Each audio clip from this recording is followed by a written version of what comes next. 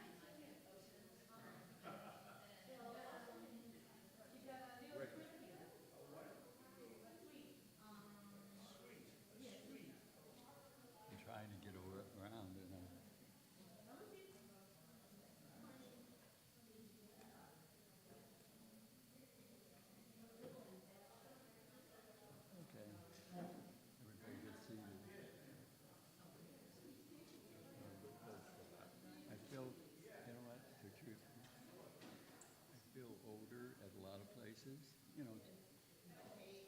But I feel young here. I do. Good for you. I mean, you know, I can walk and. Of course. I,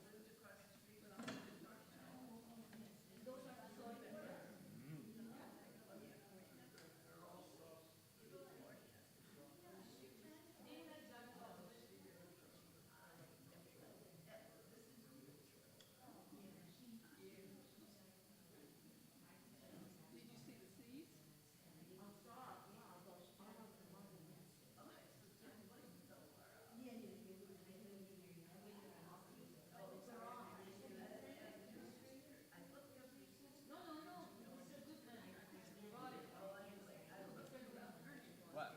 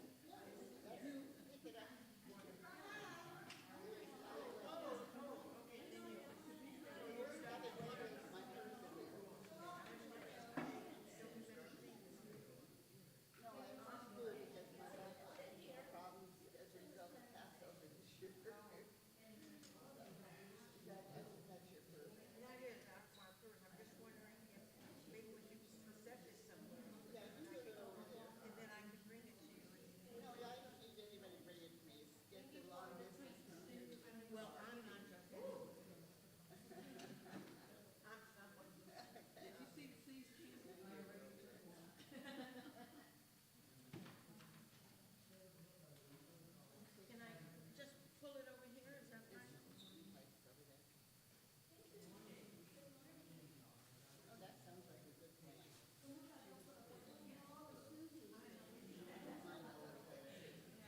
Hey, Billy.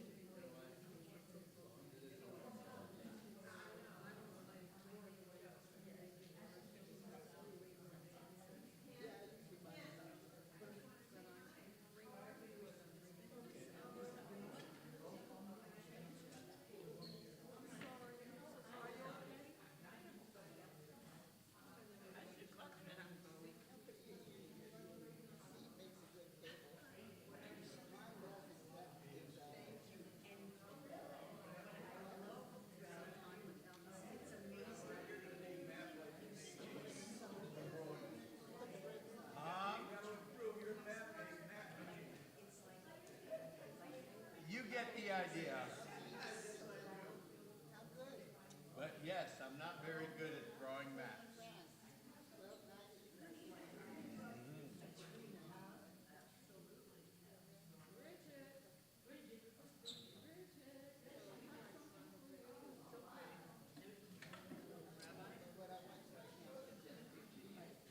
I really think we're dead, so you know. Good. Well, maybe you think it's good. Why maybe? You have to do it. You know what? I can't picture it.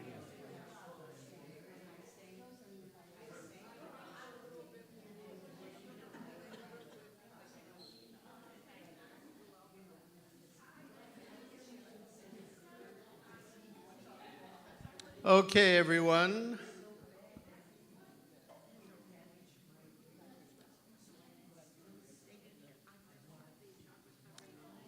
Let's get settled so we can start.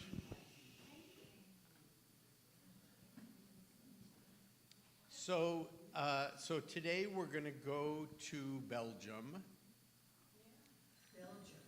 So, if you look at the map here, this is Europe, this is Spain and France, and there's England. Just right across is Belgium. Brussels is the capital, as you know. It's pretty much kind of in the center of the country. Antwerp, which is the other large city we're going to talk about today, is much more along the coast in the north. Okay, who has been to Belgium? Tell us a little bit about your visit. Oh, we decided to go visit the World War II battlefields in Belgium, and we first stop was Antwerp, and then we went through the Bulge where the fighting took place. It's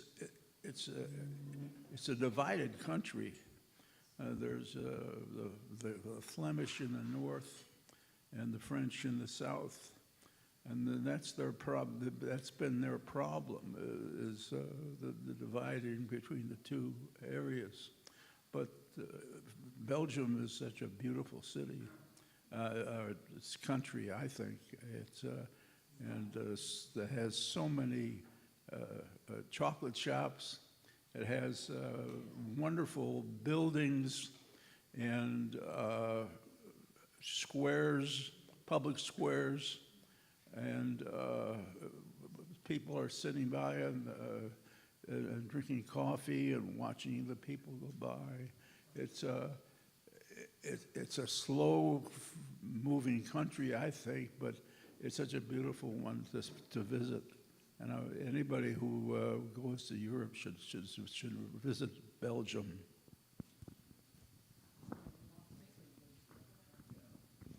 Okay. Diamond manufacturing. Yep, we're going to talk about that. Yep.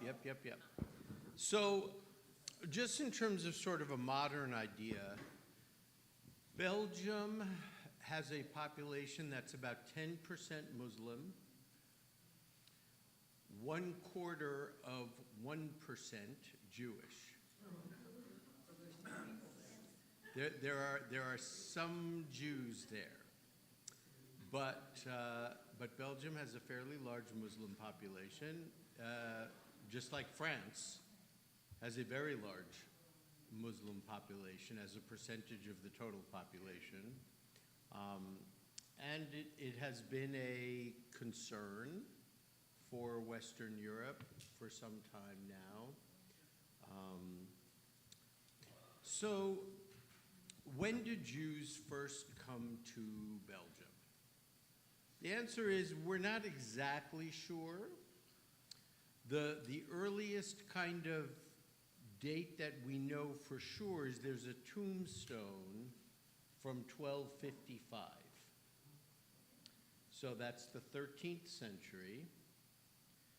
And so that one we know for sure, absolutely for sure, because there's a tombstone.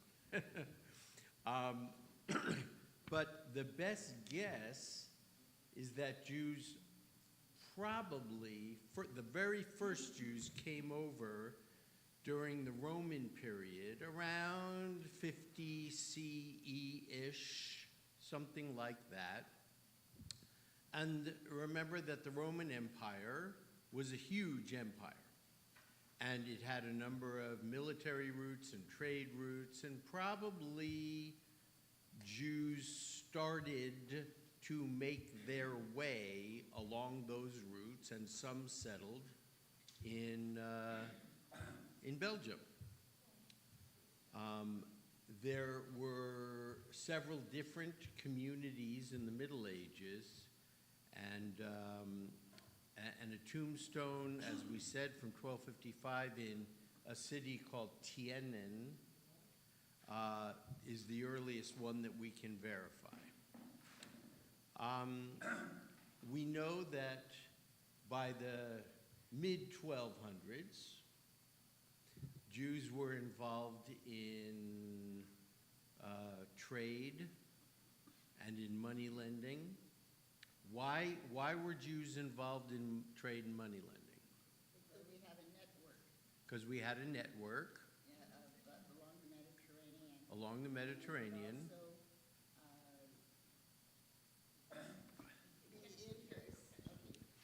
Yeah, we got to do this or I'm going to get the evil eye from Okay. Susan. Okay, we could also intercede between the Christians and the Muslims in the trade because they were along the Mediterranean as well. And we knew everybody, Jews knew everybody from any other city along the Mediterranean, probably to England. Good. Keep over there. Correct. All that's correct. It was all, they were allowed. It was all, they. That's what I wanted to say. I'm that they- sorry, I'm sorry. No, it's okay. No, I'm sorry. That's okay. I just laughed it out. Thank you. Okay, so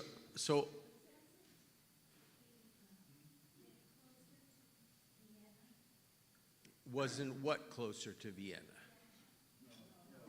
No. So all those answers were right. Joette said they couldn't get into the guilds. That's correct. The guilds were closed to Jews. The guilds are like unions today. And, if you are unable to get into a union, and so many people back then were involved in trades, like you're a blacksmith, or you're a jeweler, or you're this, or you're that, those were all, you had to be in a guild in order to participate in that kind of work. And those guilds were closed to Jews. Yes, Cecil?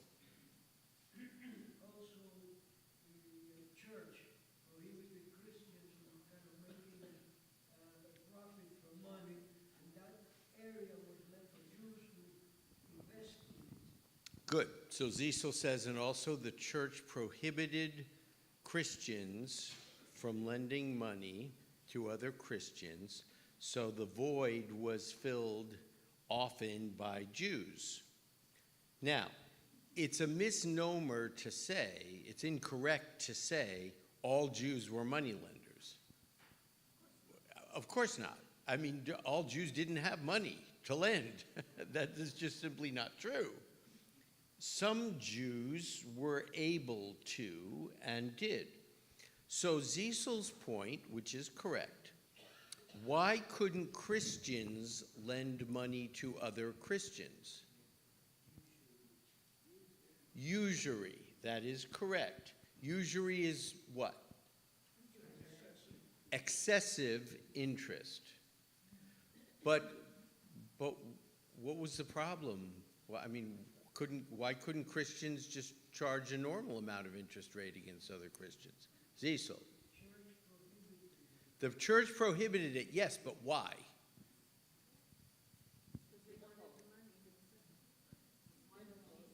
Think about Jewish tradition. Biblical injunction against what? Against usury, against Jews, correct, Melinda. Jews charging interest from other Jews. Not okay. Not okay. So if that's the case, why would Christianity have a problem doing that? They are copycatters. Well, kinda, sorta. So Christianity accepted our tradition and called it the Old Testament. It became part of the Christian tradition. The New Testament, Jesus' teachings, became the primary literature of the Christian faith, but the Old Testament was definitely included. Now, as you know from previous classes, I hate to use the word Old Testament because it implies that there is a old agreement, meaning Moses' agreement with God at Mount Sinai. That's, according to Christians, that was an old agreement. And God updated his wishes, and when he sent Jesus, then that was a new agreement with humans.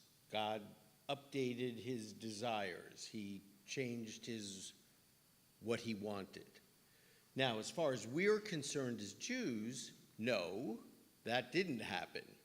The old agreement, the first agreement, is still in force, and that's our agreement.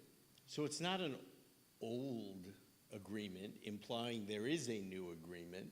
It's our agreement, which is why I like to say the Hebrew Bible, the Hebrew Scriptures, the Hebrew tradition, rather than the old, I hate it, the Old Testament.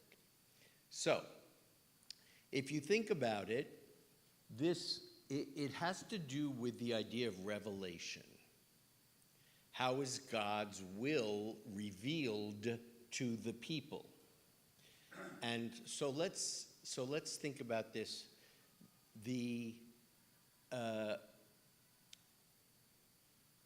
agreement between Moses and God on Mount Sinai was Windows 1. Okay? Then came the Christians, and they said, well, we're updating. It's now Windows 5. Then came the Muslims, and they said, now we're really updating. It's Windows 9. And then came the Baha'i, who said, we have the latest agreement. It's Windows 11. Okay. If you agree that God's will changes over time, then Windows 11 is your best bet. But if you say that God made an agreement, he didn't change his mind, and that's how it is, then you are a fan of Windows 1, right? And so that's the Jewish position. Revelation wasn't updated over time to include these other religions. God had an agreement with the Jewish people at Mount Sinai, period. That problem became a problem for us over centuries and centuries and centuries in the Middle Ages. In terms of Christianity, it gets sorted out in 1965. Until 1965, Christianity taught that the New Testament superseded, took the place of the Old Testament, which is why for centuries Christians came to us, convert. Why won't you convert? Why don't you see that Jesus' message is the real message and yours is outdated and it's no longer in force? Convert, convert, convert. And we said no, no, and no. And we were killed, imprisoned, persecuted in every way because we wouldn't agree that the new agreement was the right agreement. So in 1965, in a Vatican decision called Nostra Aetate, the Vatican decided, okay, the Jewish agreement doesn't replace, the Christian agreement doesn't replace the Jewish agreement. The Jewish agreement is still in force for Jews. The Christian agreement is enforced for everybody else. Well, that was huge. That was huge. Huge. That was huge. John. Yeah, John 23rd. Yep. So that was huge for us. Now, there are still some evangelical movements today who do not accept that. And they still believe the new agreement replaced the old agreement. How does that have to do with usury? It's a very, very, very, very long way that I'm going to now come back to usury. In our scriptures, it says a Jew cannot charge interest from another Jew. So how does that affect Christianity? Well, here's the big connecting point. Christianity saw itself as the new Israel. And it still does, yes. So in other words, the New Testament, God's new agreement, makes Christians more like the chosen group now. So, if they are the new Israel, and our agreement is part of their agreement with changes, Paul, we're going to learn this over the summer, Paul decided certain things stay, certain things go, then usury from a Christian charging interest against another Christian wasn't okay, because it was forbidden for Jews to do it to Jews. So Christians can't do it to Christians because they're the new Israel. However, Jews can charge interest from Christians. Everyone follow me? We're all good? Okay. So what ended up happening is that the nobles then found Jews who could lend money. And they asked them, charge interest from so-and-so, so-and-so. And the Jews did. And then the nobles came back and said, well, I need more money, charge more interest. And the Jews were like, okay. And they charged more interest. And then the nobles came back and said, it's still not enough, I need more interest. Okay. All right, so what ended up happening? The people who owed the Jews money got really mad, right? Because they were paying this crazy interest. So Jews were hated because of that. Jews who lent money were hated because of that, and that hatred spilled over into all Jews. Now, that's only one reason why we were hated.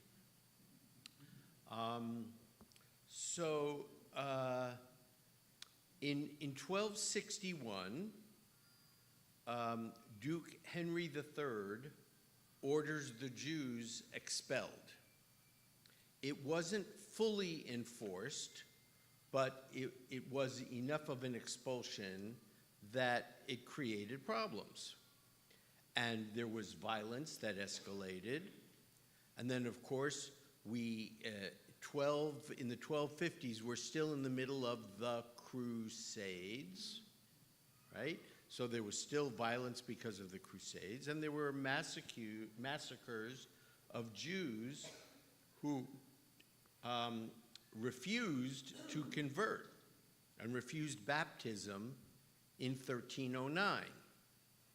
So if we look here on the top right, we'll see the major expulsions in Egypt. In 1290, Edward I expels Jews from England. You know, we always think about the expulsion from Spain. True, very bad, very big. But there were expulsions that preceded that. Where did the Jews go? Some of them definitely went east, and some went south into northern Africa. Just like after all the expulsions. Yes, absolutely. And then in 1306, Philip IV expels Jews from France. So Jews couldn't live in England. Jews couldn't live in France. They moved eastward through. So we're talking about here and here. Where do they go? They go this way, and they go this way into the northern Africa. Especially so after 1492. So, they are expelled, and then in 1348, we have the bubonic plague, the Black Death.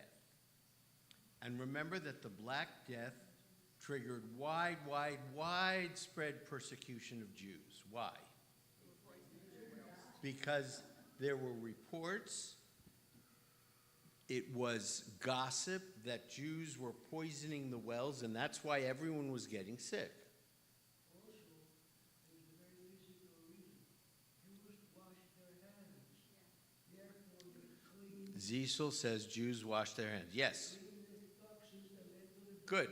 So my next question was, why didn't Jews die with the same rate, at the same rate as non-Jews? And the answer is exactly what Cecil said. Jews tended to have cleaner households. And how was the Black Death, how was the bubonic plague spread? Fleas and feces from rats. Now, if you have a cleaner house, you tend to have fewer rats, right? There's nothing for them to eat. They're not gonna be around. Therefore, because Jews tended to have cleaner homes, they had fewer instances of bubonic plague affecting them. But the people around that interpreted that to mean, oh, they must be doing something to us. And then there was an accusation of host desecration in 1370, and Joette last time told us with the host desecration that there was an accusation. You know, when you go into church, and Catholic church, and you have the Eucharist, people will come up to drink the wine and take the wafer as transubstantiation for Jesus's blood and Jesus's body. That there were accusations that Jews were using that wafer for something else, and that they were making it, that they were making it no longer sacred. And so remember, this is 1370. So this is before the Protestant Reformation. Everything was Catholic, right? We're going to talk about that other situation in just a minute. And so after that incident in Brussels, 1370, there were mass executions, and Jewish life in Brussels almost totally disappeared. However, after the expulsions from Spain in 1492, and then from Portugal in 1497, many Sephardic Jews then came to Belgium, as we just talked about. They went eastward in Europe and south down through northern Africa. Say again? And Holland, absolutely. All through, they went eastward in Europe and found a place where they could live. And many of those Jews were conversos, right? We have the other word, Marranos. Marranos is not really a nice word. Yes, it's a derogatory term, right? Yes, Cecil. I'm interested to know why they were called Marranos. And they were called Marranos because converted Jews that converted outwardly, and they, to promote that they were very good Christians, they ate pork. Good, And pork is called Marrano. good. So Cecil correctly tells us. So why were they called Marranos? Because one of the ways that the inquisitors would decide if you were a true convert or if you were pretending is that as a Jew, as a closeted Jew, you had to eat pork. And pork in Spanish is marrano. One of the words is marrano. So these were Jews who ate pork, right? So we will use the term conversos because I think it's a nicer way to talk about them. And we all know these are Jews who didn't want to convert, but upon pain of death decided they should convert and outwardly converted, but inwardly kept their Jewish practices. They went in the cellar, they lit candles for Shabbat. They did everything as Jews inwardly and in secret, but where it mattered outwardly to the general population, they presented themselves as Christians. Yes, Cecil? Came about because the forced conversions and the community saying, no matter what I say, I'm a Jew. Correct. So one of the ideas about Kol Nidre, you know, we start Kol Nidre with the prayer, Kol Nidre v'sare v'karame v'koname v'chinuchye v'kinuse. Okay, this is thought to have originated because, and Kol Nidre talks about not what we did last year, it talks about what we will happen next year. All vows, Kol Nidre. In Hebrew, a vow is a neder, and the plural is nidre. All the vows that I am going to make in this coming year, which I will be making under duress, meaning they're going to kill me if I don't take this vow, meaning a vow that I'm going to be Christian. All vows that I'm going to make this coming year that I make under duress, God, please let me out of that vow. The reason why that's so important is because we don't have the same idea about vows in modern times that they did in ancient times and medieval times. A vow, if you say, I vow to God that, that's a very big deal. It was a very big deal. You remember we have our story of Jephthah, and what happens? He vows to God that if God will fulfill his wish, he is going to kill the next thing, sacrifice, the next thing that comes towards him into his house. And who is the next thing that comes into his daughter? It's a horrible story. It's horrible.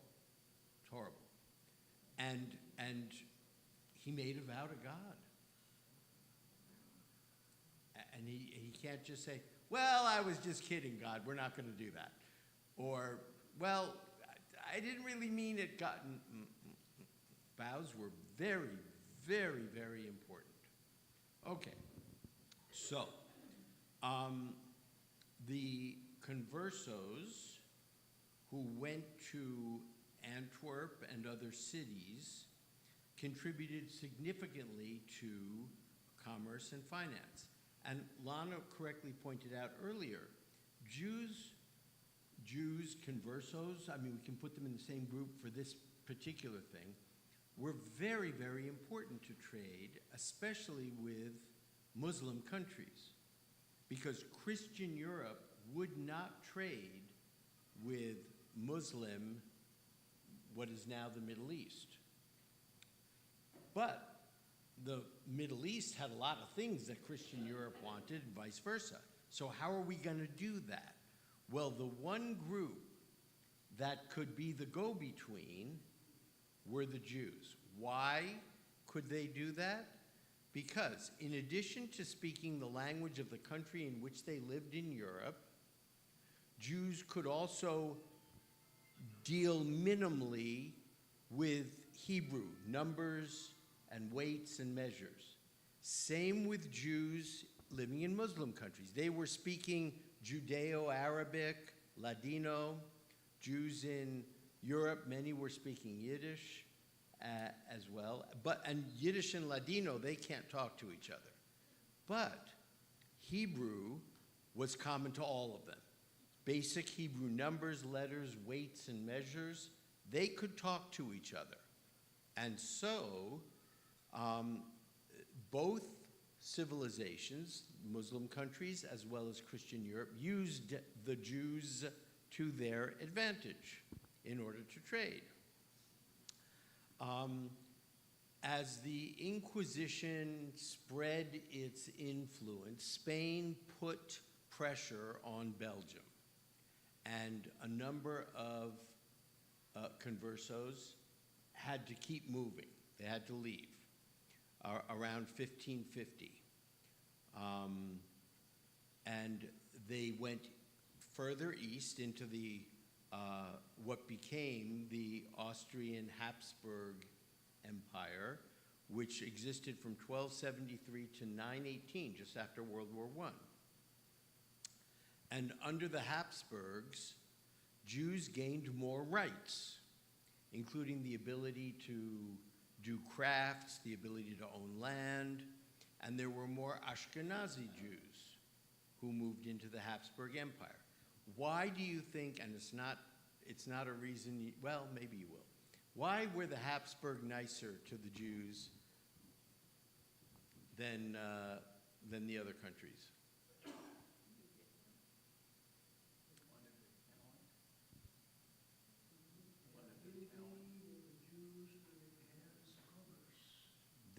The Jews would enhance commerce, yes. Okay, so we're talking like 1713 approximately. What had happened around 1500? New World. Printing press. Reformation. There, the Protestant Reformation. The Protestant Reformation was huge, huge. So remember that the Protestants of the Habsburg Empire fought a very long war with the Catholics of France called the 30 Years' War. So there was a lot of animosity there. And what had happened then in 1545, after the Protestant Reformation, we had the Counter-Reformation. The reason why I love teaching all this stuff is because not only do we talk about Jewish stuff, but we can also talk about world stuff that as intelligent adults we should know about. So, what happened in response to the Protestant Reformation? The church, under Pope Paul III, instituted the Counter-Reformation. The church wanted to push back against the Protestant Reformation, and Pope Paul III called the Council of Trent in 1545. And the Council of Trent established the Vulgate. What was the Vulgate? Say again? New Bible. It was the Catholic Bible. In what language? In Latin, developed by Jerome, who was one of the great Christian theologians. That was very important, because what the Council of Trent tried to do then was to make sure that Catholicism was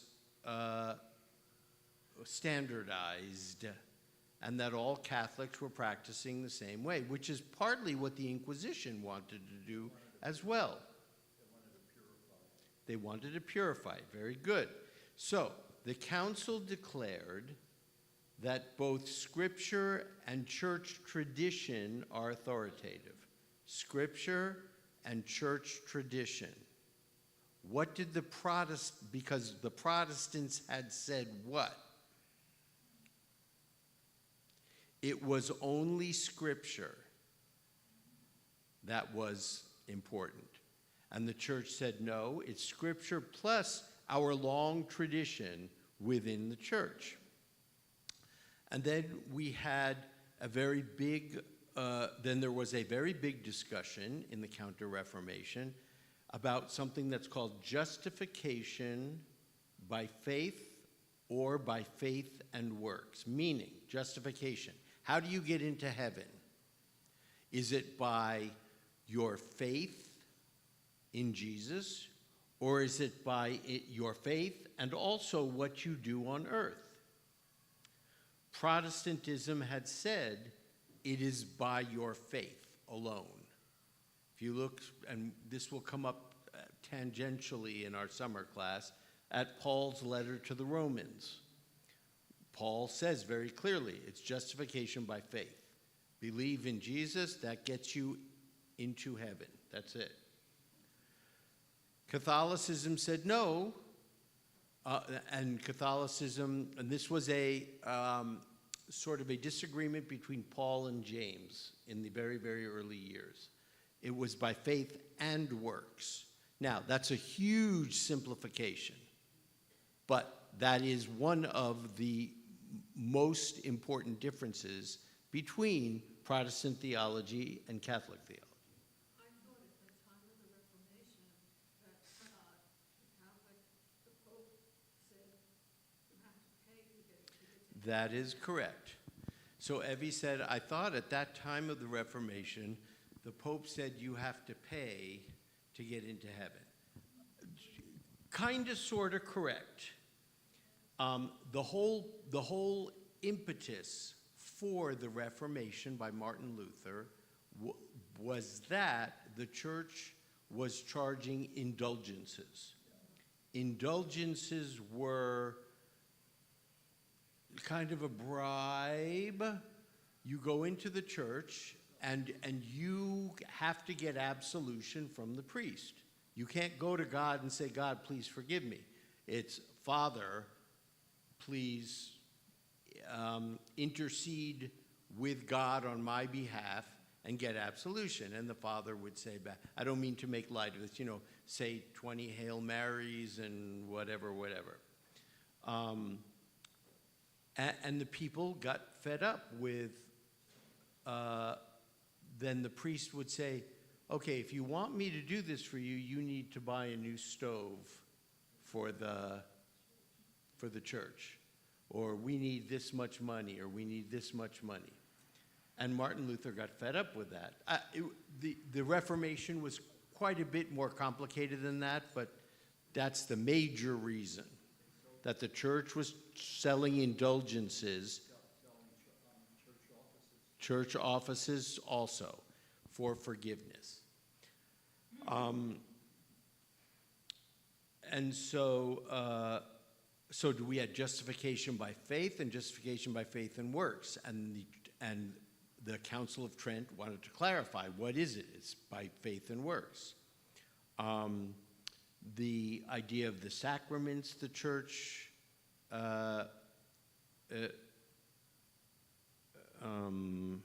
standardized, the Mass, speaking that the Eucharist was a true act of transubstantiation of Jesus' blood and body, whereas the Protestant church said that it was more symbolic. Saints, the idea of saints, and also the idea of purgatory. Purgatory does not exist in Protestant theology, but does exist in Catholic theology. And the Council of Trent did affirm the idea of indulgences, but it very, very much curtailed them and said you can't abuse them. This is not the way it is. So just as a big detour for a second, purgatory.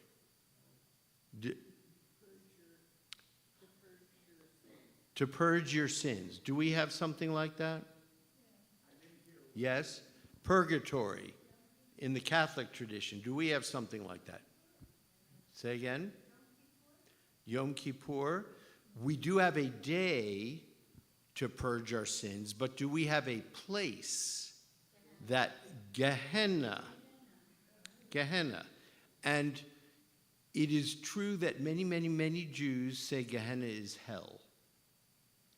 But it isn't really.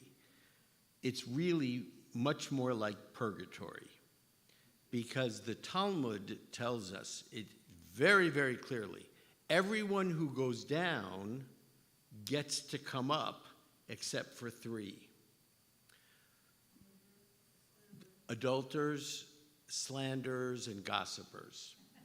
Right? And so the thing you will... Yeah, we're all in serious trouble here. We are all in serious trouble. So it's going to be crowded, yes. So let me just say, I don't think the rabbis meant that literally.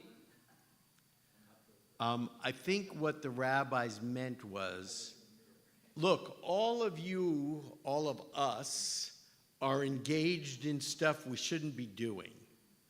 And if we don't cut it out, we're going down there and we're not coming up. So, stop sleeping with your husband, with your neighbor's husband or wife, and shut your mouth. Stop talking badly about people. Cut it out, or you're not getting out. But it was very clear that if you go down for a short period of time to cleanse your soul, and then you get to come up, which is why we say Kaddish theologically. Because over the course of 1 year, the souls of our loved ones get to ascend. And every time we say Kaddish, it's like a little boost up, right? And we don't say Kaddish for our loved ones for 12 months. Certainly a child wouldn't say Kaddish for a parent for 12 months. Why? Because that's the longest time that it takes to get to God. We don't know what 12 months is in God's years, right? 12 months in our years could be 1,000 years in God. I don't know. But if, for instance, if we said Kaddish for our parents for 12 months, oy, they must have done something so bad that we didn't know about. They must have been horrible. So everyone wants to believe, well, my parents, if anything happened, they only going to need like 2 weeks of Kaddish and they're good, right? But we hedge our bets and we say Kaddish for 11 months. Just on the outside chance that they did something that we didn't know about, we want to make sure they have enough Kaddishes to get out of Gehenna and up to God. Now, I'll tell you this. When my father died, when my father died, I have Chabad of Burbank within walking distance from my home. So I was there with Shmuley and Chabad of Burbank every single morning to say Kaddish for my dad. And 11 months came, and I was supposed to stop, and I was like, no, I don't want to stop. Because I felt like there wasn't any, I was helpless, right? He died, there wasn't anything I could do, but I felt like me saying Kaddish was something I could do. I didn't want to stop, and I didn't care that theologically he was already in heaven. It's like, I'm saying Kaddish, and that's it. And I said it for like another 6 months, something like that. 5 months, 6 months. And then I had a beautiful dream. And he visited me in the dream and he said, Mark, I'm okay. Don't worry. I'm okay. It was a beautiful dream. I remember it vividly. He said, Mark, I'm okay. It's all right. And then I stopped. But what about my mom? That was a different story. But yes, of course I said Kaddish for her. Of course, of course, of course. Okay. So, so the Counter-Reformation was a response to the Protestant Reformation. And the Protestant Reformation unleashed a whole lot of hatred against Jews. Now, the reason why the Habsburg kings were a little bit nicer to the Jews is because that, as I said, that unleashed warfare, the 30 Years' War, and it unleashed a lot of tension and battles. Where do you think the Habsburg emperors got the money to fund the wars? From the Jews. They were partially responsible for funding the wars. So, it's, as Ziesel has told us many, many times, it's always about the money. It's always about the money. Go back, you'll find it, it's money. And so the Habsburgs were a little bit nicer to the Jews because they were helping fund the wars. And they're like, okay, let's keep these guys around. We're getting money from them. Yes, Ziesel.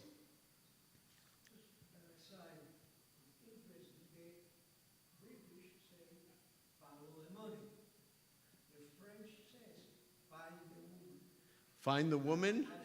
That's right. In solving a crime, the Brits follow the money. Follow the money. The Brits say follow the money. The French say find the woman. Oh, okay. All right. So,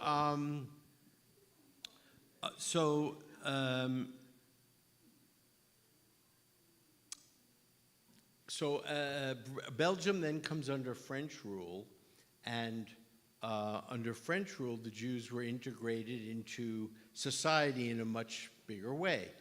After Belgian independence in 1832, and Judaism had officially been recognized the year before in 1831, why was that? And how did Belgium come under French rule, and why could Judaism be recognized as an official religion? Napoleon. Remember? When did Napoleon live? 1800. What did Napoleon do?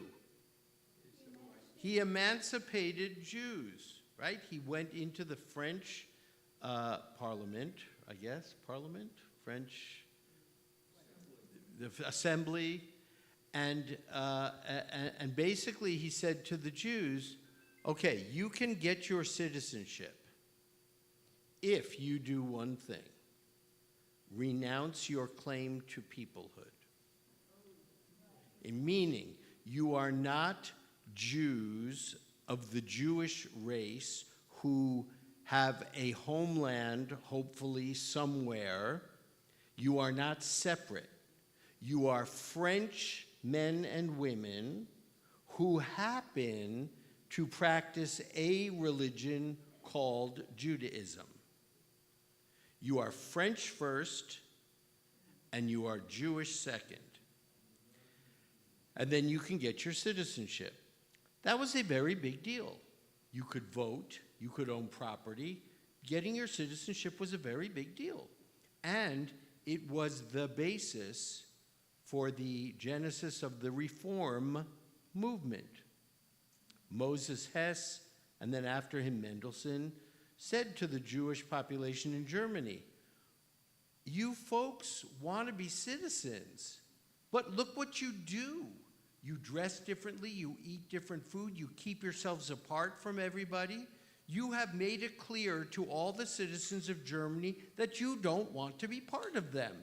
So why should they give you citizenship? Why should they let you become citizens? You don't want to be part of them. If you want to be part of them, you better relax. don't dress differently. Don't be so strict with your dietary stuff, and integrate into society. And then they will give you your rights. That was the impetus for the reform movement, was to gain civil rights in Germany. Yes, Cecil.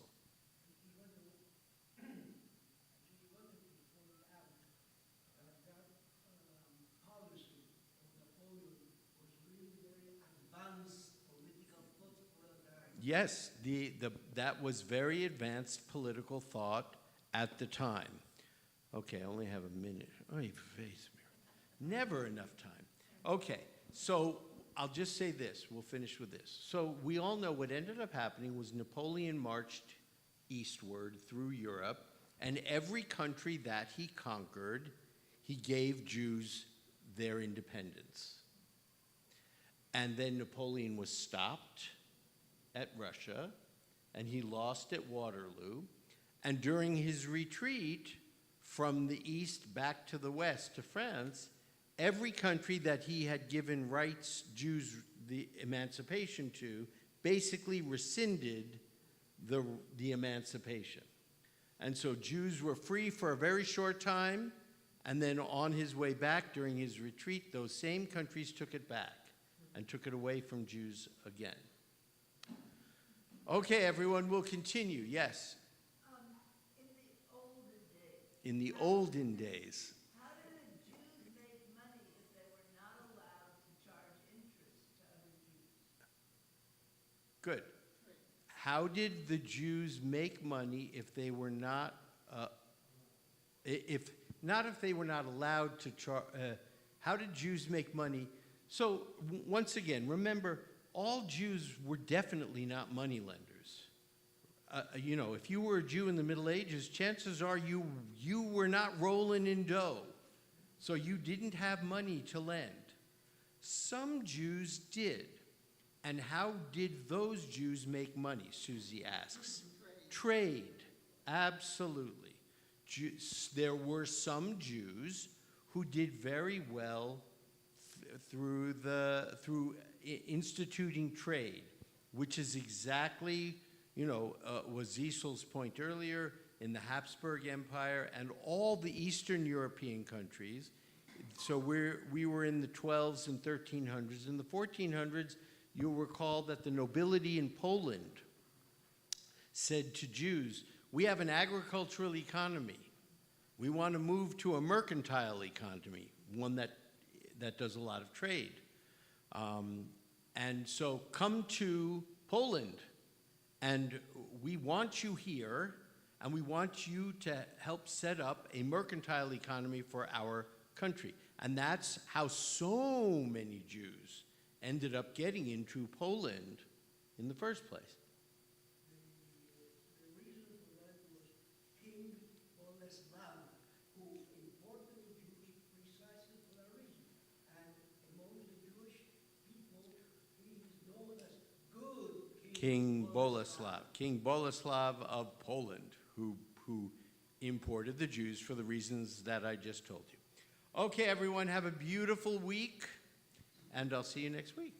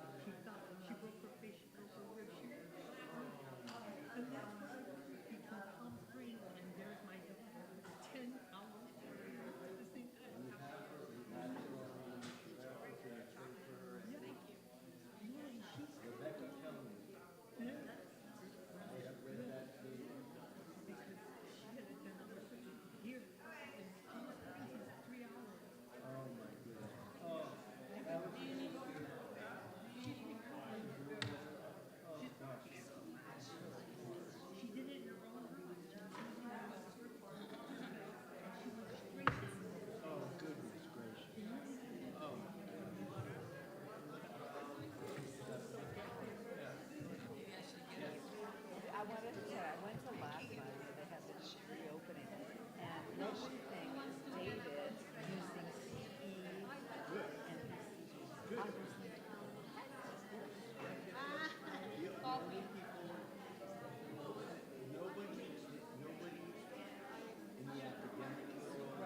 right.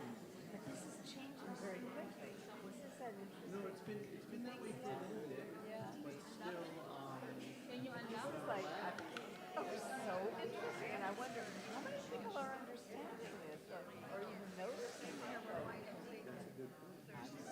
But I did. good for you. Okay, Evie.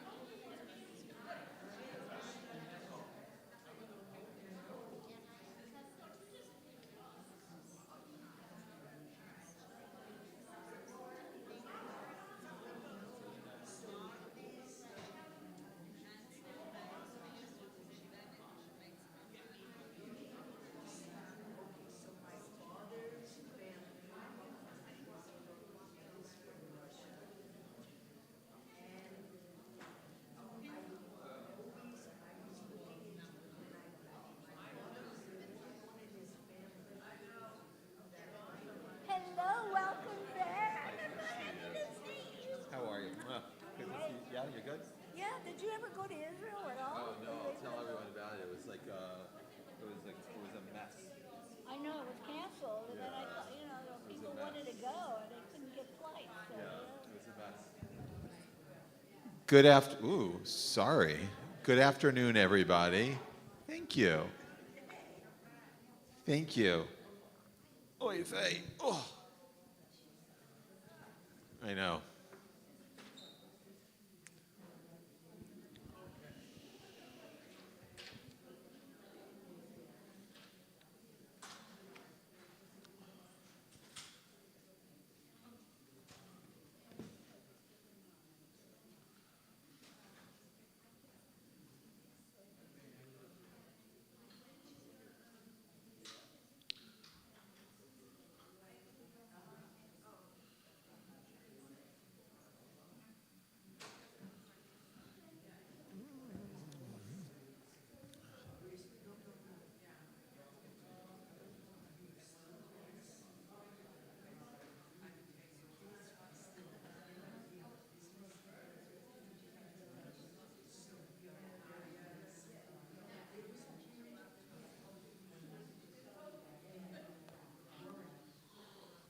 Okay, so I'm going to begin.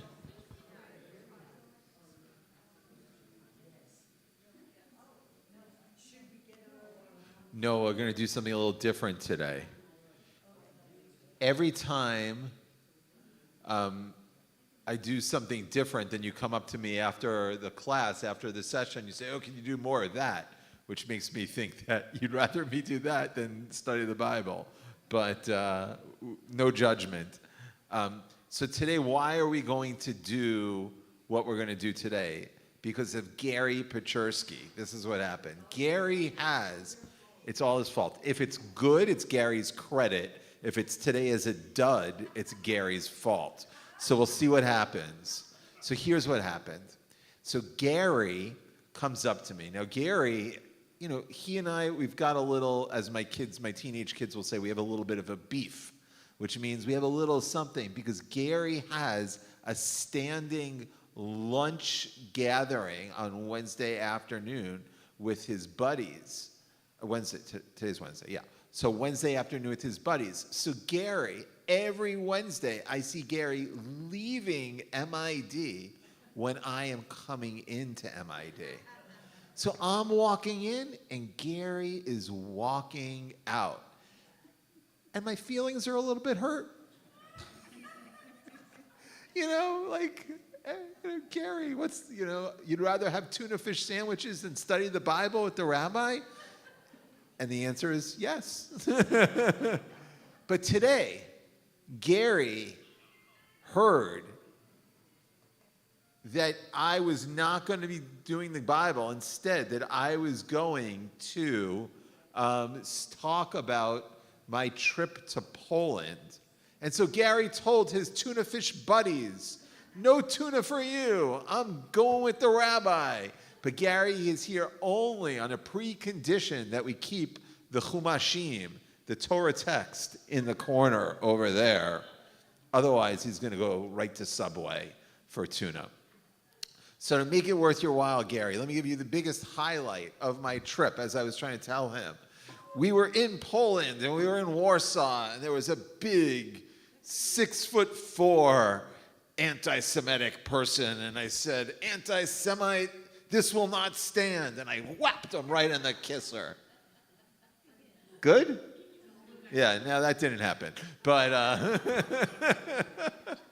actually, it was interesting. I will share reflections, but in terms of anti-Semitism, the first time I was in Poland ever was in the spring of 1994. I backpacked with some, I know it seems like yesterday. It was over 30 years ago.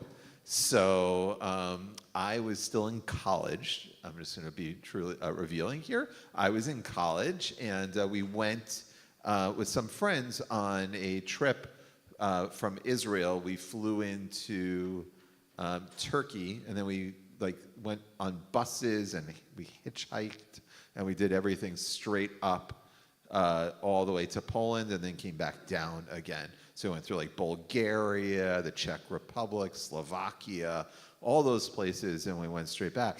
Then when we were in Poland, we did encounter some anti-Semitism, frankly, when we were walking.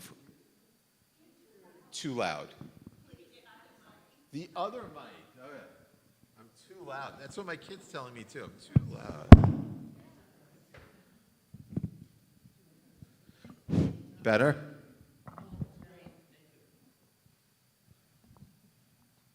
Okay, is this better? Okay.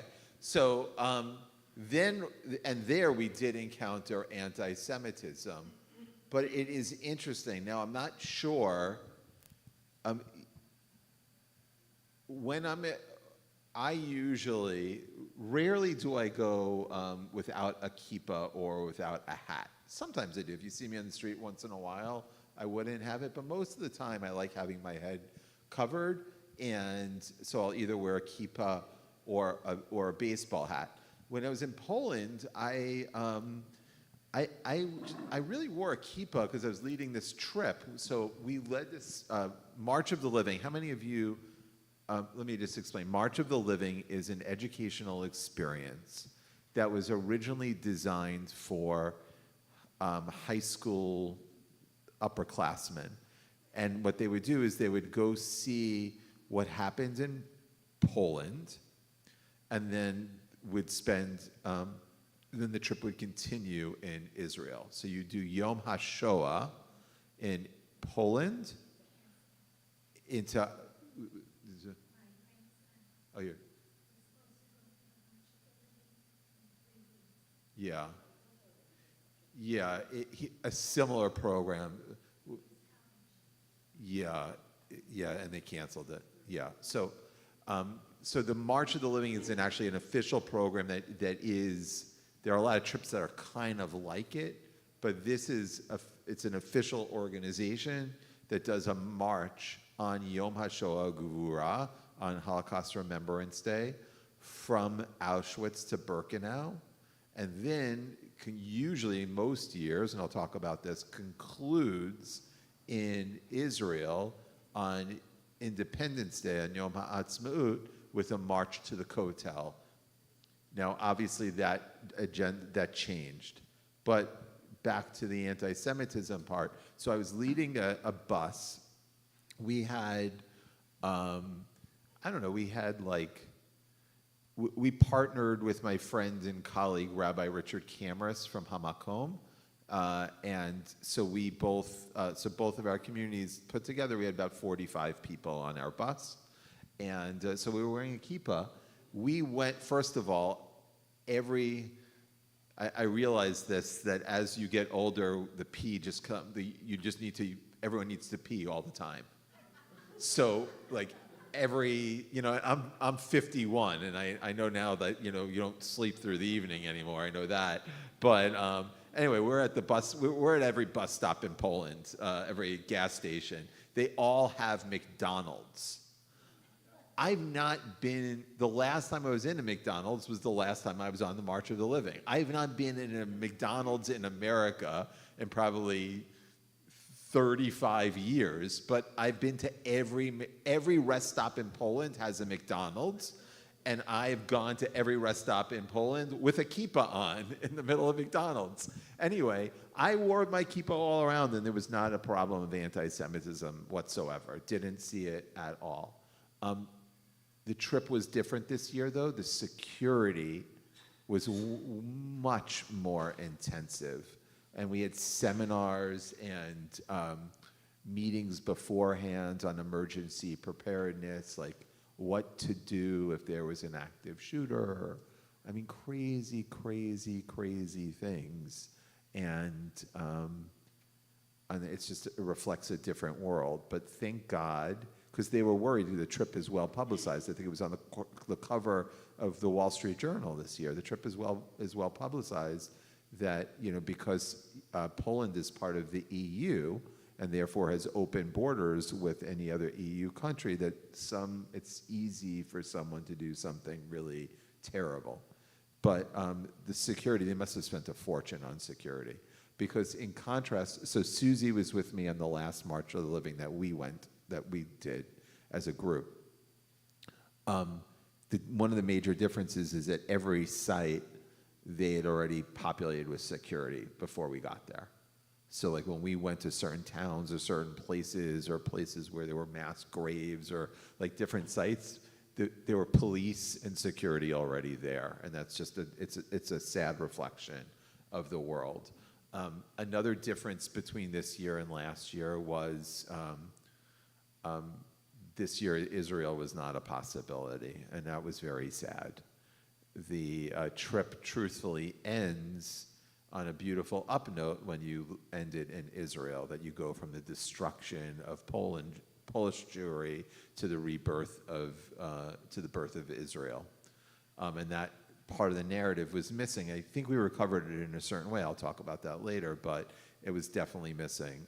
I actually left, the accounting office here hates me. I mean, I did it kosher and according to, but I had like different tickets because I was trying to get to Israel. So I had like all these different tickets that I put on my, like trying to get to Israel and every flight that I had. So I had like 3 plane tickets, but everything was getting canceled. So I went on the trip. I left thinking hopefully I'd be able to go to Israel, and I was gonna, they had, what's it called when you, they had like a private flight for educators going in and out of Israel. And so I was like, oh, I'll hop on their flight, but then I couldn't get back home. It was like a mess. So anyway, I ended up not going to Israel. I just couldn't get there. And the truth of the matter is I would have been in the way if I was there, because most people can't think about visitors. They need to think about their own nuclear families. And that's a reality. A lot of you who have family in Israel, and it's a sad reality. Yeah, people are in shelters a lot. And so therefore, house guests are really not welcome. Like, it's not a great idea to show up to someone's, house and say, hey, now you have to shelter me. You're already in a, an 8x10 closet, while the Iranian nut jobs are firing missiles at you. You don't need to take care of a house guest. So, so maybe it was for the better that I didn't go. A personal disappointment. My son was preparing for a 3-month trip in Israel. I think I told this group about it, and through Milken Community School, and that trip was also, it was delayed, and then it was canceled. They just couldn't, and that was the responsible thing to do, but it was very sad, and obviously he's heartbroken. About the trip itself, so, sure.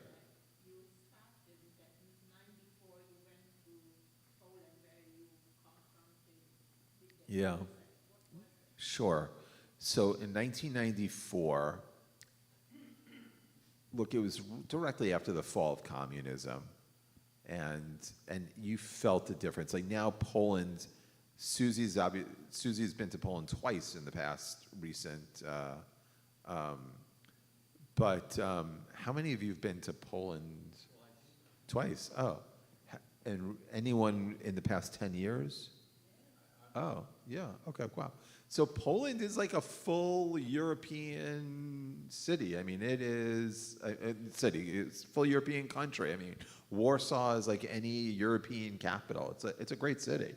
It's got a lot going on. Krakow, where my family is from a town on the outskirts of, not the outskirts, but like an hour east of Krakow. And Krakow is like very cool city, a lot of like, yeah, it's a beautiful city. Anyway, when I went in 1994, it wasn't like that. The city was still very much felt like it wasn't westernized yet. It didn't feel open. And so that was one thing. But then the anti-Semitism that we felt is that when we were walking from Auschwitz to Birkenau, so there are 2 different camps, Auschwitz and Birkenau. Auschwitz was started, actually it was established as an army outpost. And so the buildings of Auschwitz are constructed are of wood, and they're made, they're not as flimsy as the structures in Birkenau. What?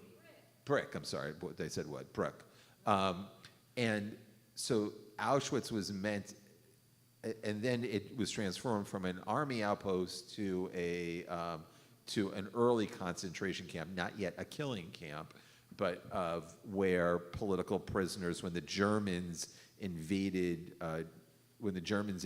Poland in 1939, that's where they would send a lot of the intelligentsia and political prisoners and gay people and some Jews, but it wasn't yet Auschwitz as we know it.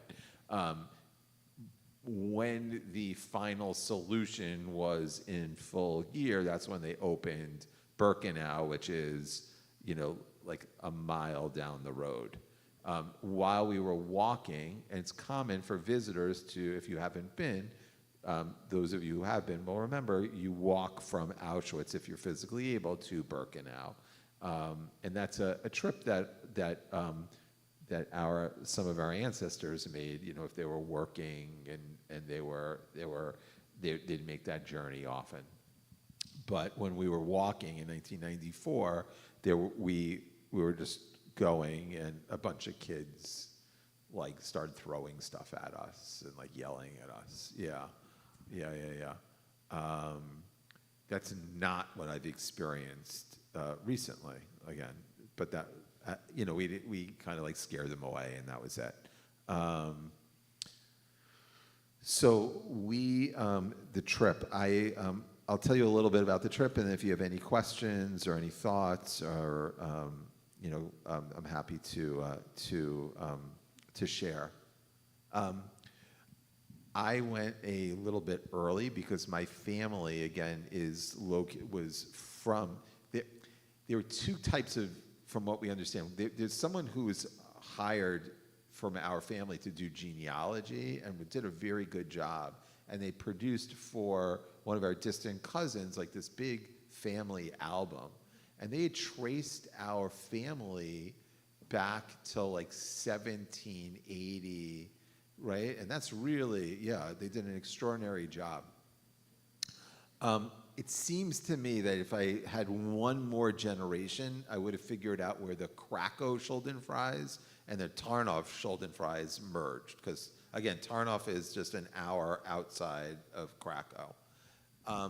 But I don't know about the Krakow Schuldenfries. But there are Krakow Schuldenfries, and those are probably the big fancy city people. Krakow was a very fancy place. Tarnow was more industrial. So I went before Shabbat, and knowing that I also had a day on Sunday, I spent Shabbat in Krakow, and then I went to Tarnow, and I spent a full day with a private guide. And there I found my great grandfather's marriage certificate, and I found my grandfather's birth certificate, and he and his siblings' school certificates of registration in school. So he went to New York. I spoke about this in one Yom Kippur, but he went to New York somewhere in the 1930s. We don't know when. He was naturalized in August of 1939, just a month before Hitler invaded Poland in September of 1939. So he was naturalized, in just a month before that, which means that he must have been there in America for a few years. My father he didn't speak about anything to my father, so we don't have any direct testimony as to what inspired his move, why he came to America, what he left behind. In fact, and this is sad, if you see him over the high holidays, don't mention this. My father didn't even know that his grandmother survived the war. So, and I knew that. You could see in the Tarnow Cemetery, it was relatively well maintained. Maybe the Germans just didn't have a chance to destroy it, but they've done a lot of restoration work also. It was relatively well maintained, and then they've really cleaned it up. So as I told you a few years ago, the last time I was in Poland, I was the first Schuldenfrei. We found my great-grandfather's grave a few years ago, and I was the first Schuldenfrei to say Kaddish at my great-grandfather's grave in over 70 years. Yeah, it was really, we did it again. And the stones that I had brought 3 years ago, I brought my kids and we put I had them like write something on a stone from our backyard, and I brought them to Poland, and they placed them on the grave, and the stones were still there. And now we brought new stones. So it was really very beautiful. My great-grandmother is buried in the post-war section of the Tarnoff Jewish Cemetery, not my great-grandfather was buried in the pre-war, so he died before Hitler came to power. She somehow survived, which is incredible if you think about it. Tarnoff was a city, a large town of 100,000 people, and anywhere from 35, 40 to 50% of the population was Jewish. So it was like a very robust Jewish community. Of that 30,000 or so, anywhere from 20 to less, like 700 returned after the war. 700 survived. And she was one of them. She lost children there. We don't know their story. We don't know her story. My father didn't even know that she survived the war. His father never spoke of it. My father was born in 1948, and his father died when he was 12. So through the 1950s, he never said anything. Like there's no narrative, but it really is special for me to go back there and start to, like I went this time, and their neighborhood is no longer has been knocked down and redeveloped, but I walked through what was their neighborhood, and I went to like little synagogues and shops that had been still in business, and it was really very powerful to think like I was in the place. Like I was walking the same streets where my great-grandfather lived his life, and where my grandfather, we went again to the place. There's, in Tarnoff, there are many different shtibels, which are like a small little, like a little shul, right? Like a chapel kind of shul. And there were tons of them, and there were different like associations. So like there was an artist one, like a tailor, one for tailors, but there were two big synagogues in Tarnoff, the old one and the new one. The new one was completely destroyed by the Nazis. It was a beautiful building, and it was completely destroyed by the Nazis.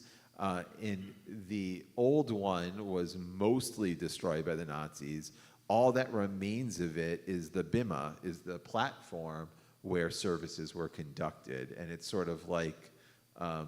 And it's in the center of town, and everyone in Tarnoff knows the bima. Like if you say you go into the town and you can ask any random, there's a lot of gypsies live in Tarnoff now. You'd say just the bima, they know where it is. Like it's a center point in the square. I don't think they understand what it means. But there I'm standing, and it's very likely that my grandfather was bar mitzvahed on that very bima. Which is really powerful. So this time I led services there like I did last time with Susie, and this time I was leading services and saying Kaddish for my mother while thinking also about my grandfather, so it was very powerful.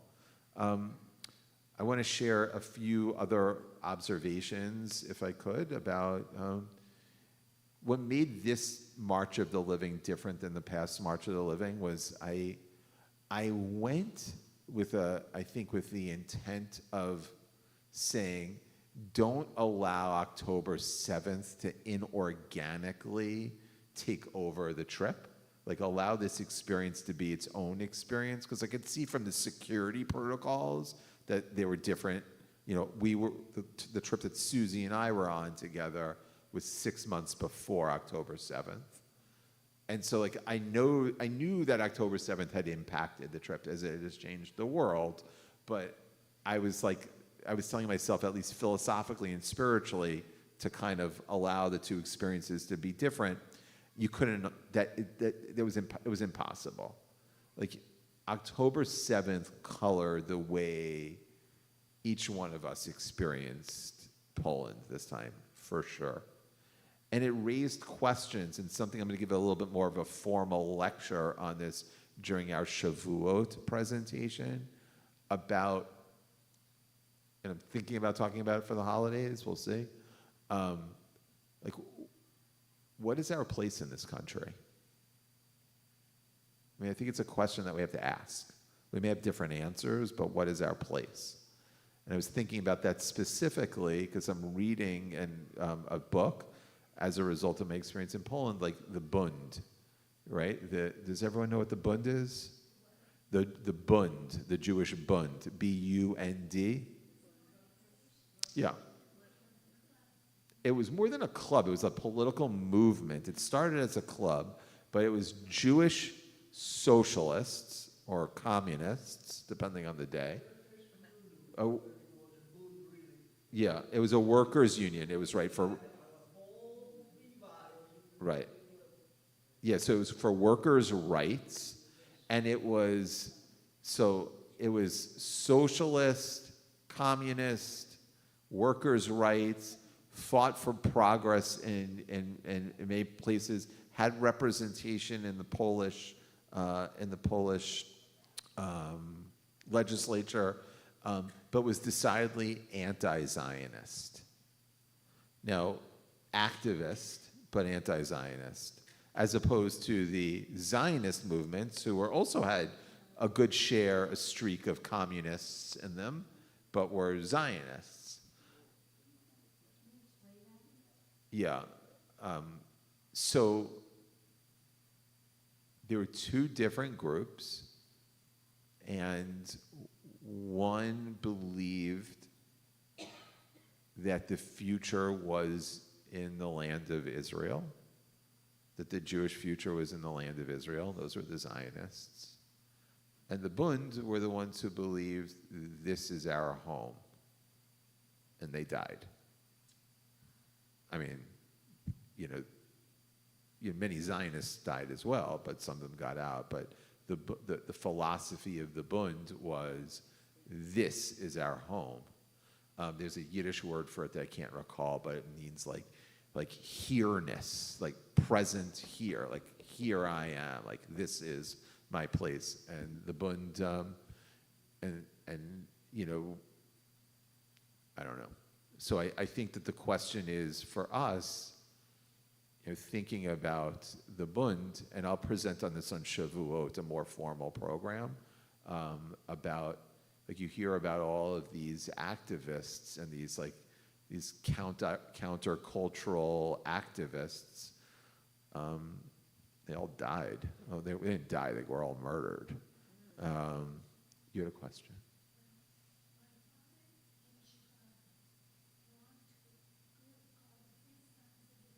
Yeah. It was a Bund, like derivative, yeah. Yeah.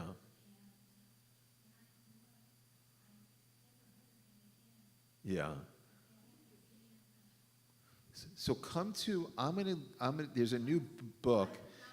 Sure, I'm gonna say she was mentioning that that her father in Chicago belonged to like a Bund type workers organization.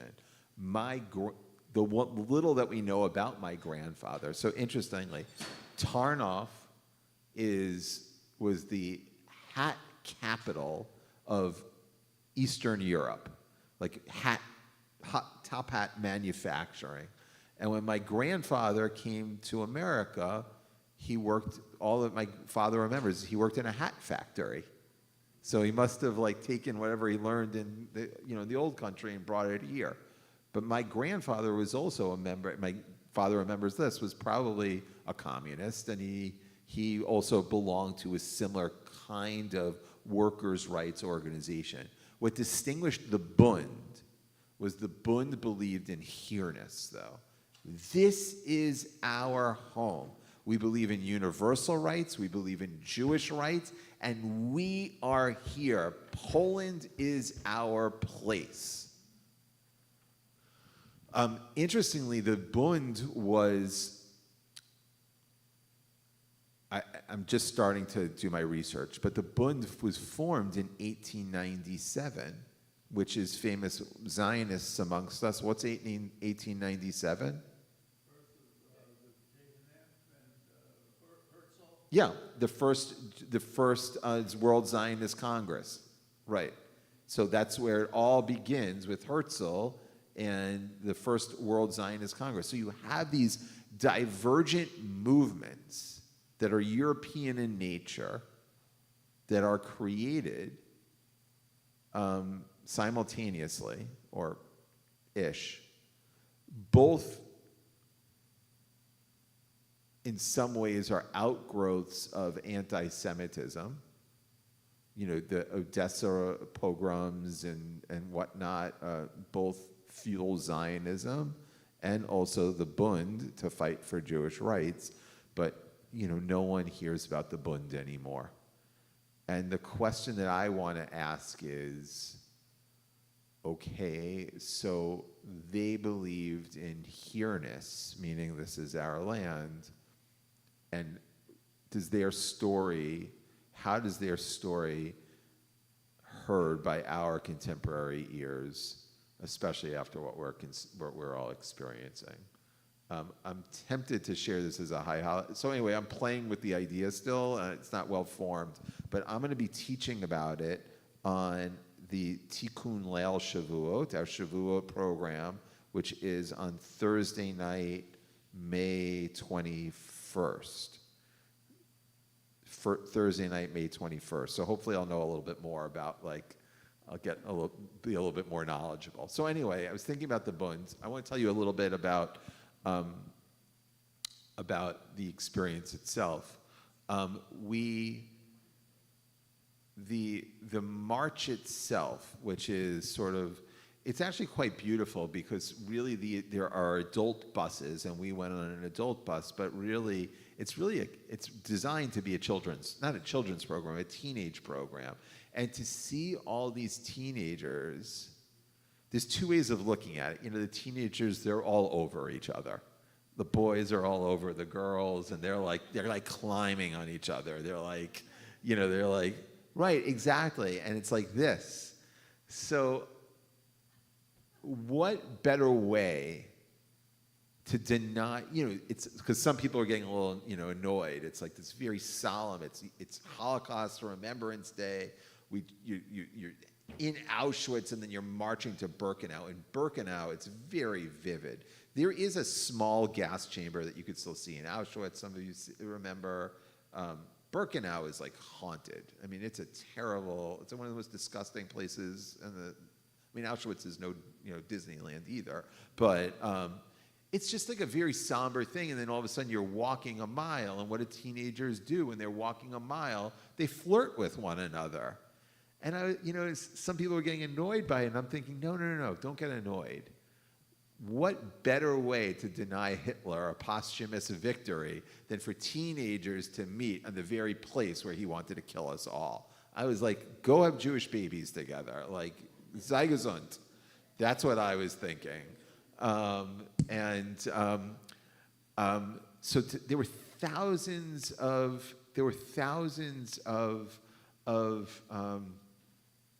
Jewish kids there. There were like 8,000 Jewish kids there. We went after Shabbat, so I'm fast forwarding a few days, to this like cultural center in Warsaw, and the room was filled. It was like a disco they made for the kids. So we stayed for like Havdalah and one song, and then they put on the music. It was really loud, and we said one song, but to see all these kids like jumping up and down with each other, and like the boys from Argentina are talking to the girls from Miami, like, that's great, like, wonderful, like, what a blessing. I want to, through the generosity of two of our members, if this is something you're interested into, you could send in a donation. We have the Giddigs, Mark and Marla Giddig, they fund a scholarship to send one adot teen to the March of the Living every year. And her experience was this young woman who she's going to speak over the high holidays. Just like wonderful, like just really very beautiful. Anyway, so back now to the beginning of the trip. The march itself was beautiful just to watch all these Jewish kids talk to one another in a very disgusting and haunted place where, frankly, many of my relatives and many of your relatives were murdered. But to reclaim that as a place where Jews can come together is really important. We spent, we spent some time in two camps. We didn't go to Treblinka this time for the scheduling reasons, but we went to Majdanek and to Auschwitz-Birkenau. Now, have any of you been into the Lodz Ghetto? Have any of you been to Majdanek before? Yeah. So many of you. Any impressions? Remember what you thought about Majdanek?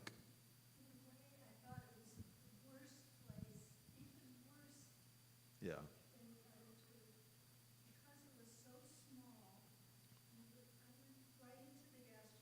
Yeah.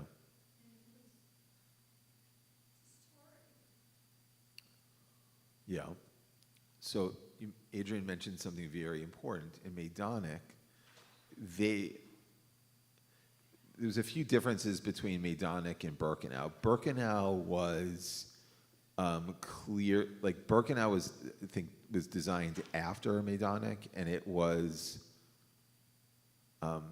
more efficient, like in terms of like where the gas chambers were and the crematoria. And in Majdanek, it's not. It's like on other, like the crematoria is on the other side of the, like just things like that. But the main difference is that Majdanek is still completely in place. So whereas in Birkenau, you know, they were burning the crematoria and deconstructing them and destroying them for when they knew they were losing the war. Majdanek, the Soviets came too quickly. They didn't have a chance. So it's standing. I mean, it's right there. You know, you want to tell like Tucker Carlson, like, no, why don't you go there. See, this is what, you know. Anyway,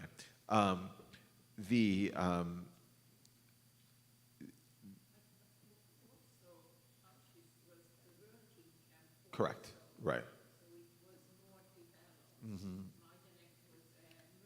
Yeah, it was a death camp. Well, Majdanek also had working camp features. Treblinka was the one where, right, Treblinka was a death camp. Treblinka, 99% of, if you were sent to Treblinka, 99% likelihood you would going to be murdered within 24 hours. Like you got off the train. Like there was no Treblinka. That's why no one hears about Treblinka, because there were so few. I don't remember. There were very few survivors, and they were escapees. You didn't survive Treblinka. It wasn't designed for that. It was a killing camp. That's all it was. Now, so was Majdanek, and so is Auschwitz. Wasn't designed originally for that. That was Birkenau. But they would still try and put the Jews to work until they were not able to work anymore. And you could just see the pictures. The pictures are just horrible. But in Majdanek, again, the biggest difference is in Majdanek. In Auschwitz and Birkenau, there's a small gas chamber. It was like their test run gas chamber. You can go into a gas chamber in Auschwitz, but it's not the big one, right? And then in Majdanek, you can go into the big one. And in Majdanek, you can go into the crematoria, which is just the most horrible place on the planet. So that's one of the differences between the camps. Obviously, there are geographical differences. A few other things that outside, going back now to Tarnoff, Tarnoff, where my family is from, is also known maybe I'll speak about this on Shabbat a little bit, is known it's infamous for several reasons.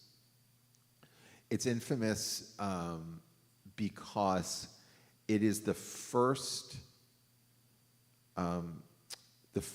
deportation to Auschwitz was from Tarnow. So the square, and there's like this communist era memorial in the Tarnow town center.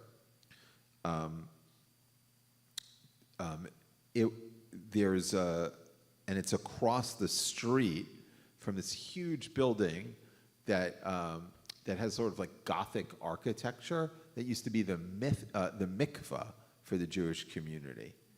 I guess they wanted like a special, like nice, Gothic. It was like, so they built like a Gothic style mikveh. Anyway, the deportation occurred right across the street from the mikveh. And that wasn't just Jews, that was the intelligentsia. The Germans came in. Auschwitz had not yet been commissioned as a death camp, but they wanted to make sure that there was no rebellion, so they sent, activists and leading intellectuals and community leaders. They gathered, I think it was like 700 and something of them. And there's also a modern memorial to them as well. And that's one of the reasons Tarnow is infamous. It's the first place that Auschwitz received prisoners from. The second reason it's infamous, and Susie will remember this, is directly out when the Germans came in, they immediately set up a ghetto, like in most places. I think there were over 1,000 ghettos in all of Eastern Europe for Jews, and so the Tarnow ghetto, when the Germans, this is just like awful, when the Germans wanted to liquidate the ghetto, there was a big Jewish orphanage, and they brought out over 900 children into a forest. And they're all, it's the largest mass grave of children in all of Eastern Europe. And yeah.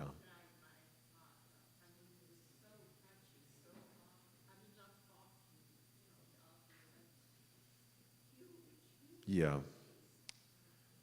And it feels haunted because it's like this, what otherwise would be a beautiful forest, like lush trees, and we've been there only right after winter, so everything is well watered, and so everything is lush, and there's plenty of, and spring is coming, but it doesn't feel, it feels like something is off. It feels haunted because of all of the,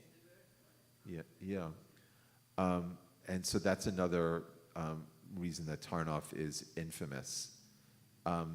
Speaking of the mikveh, which I mentioned earlier, that's across the street from where the first deportation to Auschwitz occurred. As my private guide, I could be a little bit more cavalier than I would be with the group. So she's like, "Oh, it's a private building." I was like, "Well, let's just go in." She's like, "It's private." I went, "No, I'm American. I'll be a little chutzpah here." Just walked in, "Hello, we're here." No one knew that this had been, Tarnow was a very religious place. Like the mikveh was probably, it was not only a mikveh, but it was also probably the bathhouse. It was the bathhouse for the entire town. Like people didn't have indoor plumbing, and so this is where people gathered and bathed and took care of their religious as well as their hygienic needs. And so I went inside. On one side of the building, there's a disco. And then on the other side of the building, there's a pole dancing classes where the Jewish mikveh is. It was a little weird. And they didn't even know, like I was like, "Oh, could we go?" Because I was trying to go down to where the pool was, and that.